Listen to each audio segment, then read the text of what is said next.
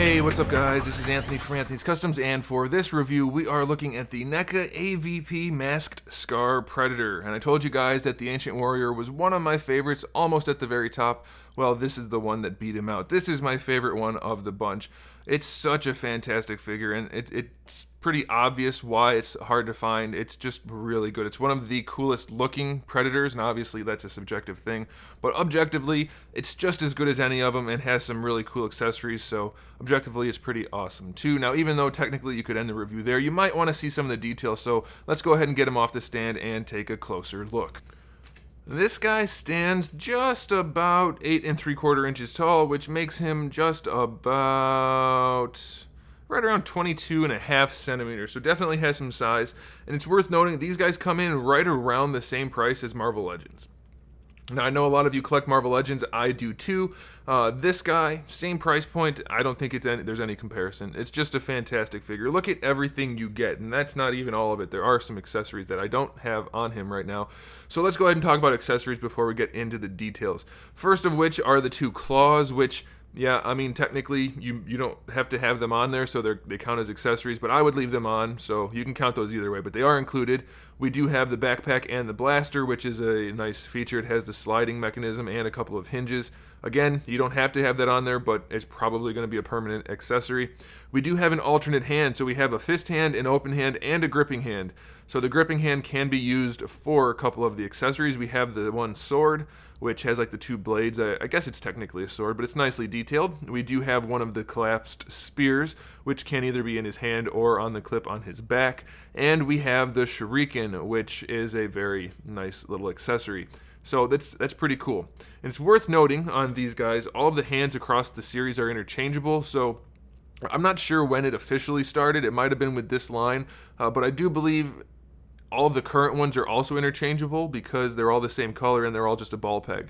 I think that's true for all of the recent ones, but I could be wrong, so be careful before you start pulling on things. The same thing is true for these guys. All of the interchangeable ones are actually, in fact, interchangeable. So it's worth noting that. That's a nice bonus feature. So why is this guy my favorite? Well, you'll see that as we go through the details. This guy's got extra armor. That's a big bonus. He's got the front piece here, which does kill the articulation for the torso, but I don't care because it looks cool. And he has the other breastplate, which makes him look even thicker. Now, I've heard he actually does have a thicker upper body. I don't know if that's true. It sure as heck looks like it because he has the armor on this side, which is fairly common, but we do also have the shoulder armor and bicep armor on this side too. So he's definitely bulkier looking. If he is officially, I don't know, but I definitely like it. And I love this face mask. It's my favorite design for all of the face masks. It has this little guy up here and the scar markings up there, and it's just right up my alley. It's my cup of tea. So again, objectively, they're all about the same quality, all of the contemporary Predator figures, so your favorite one's going to be up to whatever you prefer. But this guy just has all of the bits and pieces that I really, really like, so that's why I like him. He does have the necklace down here, which technically is removable if you want to, but I would just leave it on there because why not?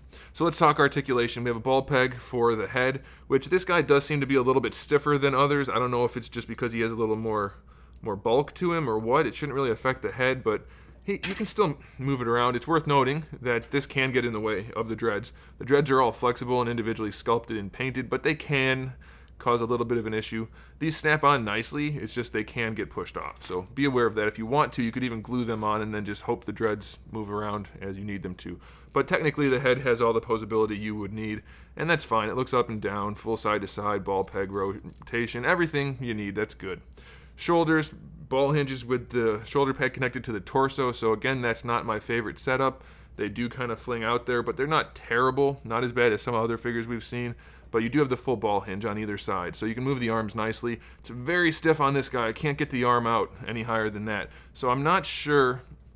Maybe it is a different mold because, well, now this side's letting me do it. So maybe just hit it with a hairdryer and you'll be able to move the arms if you need to. I mean, they're out there far enough. This one's out pretty far. Maybe I can go even a little farther.